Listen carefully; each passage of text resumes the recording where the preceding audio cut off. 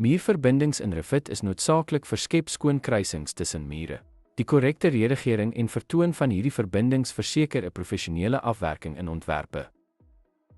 Kies muurverbindings, klik op die muurverbindingsikoon wat verskyn waar twee mure ontmoet.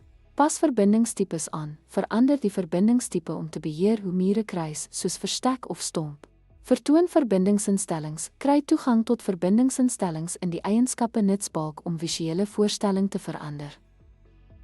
Gebruik verbindingsgeometrie, pas die verbindingsgeometrie instrument toe om komplekse muurverbindings te skep waar nodig.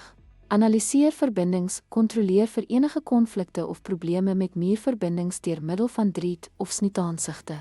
Verfyn muurverbindingsvoorkoms, wysig muurafwerkings by die verbinding om 'n naatlose oorgang te verseker.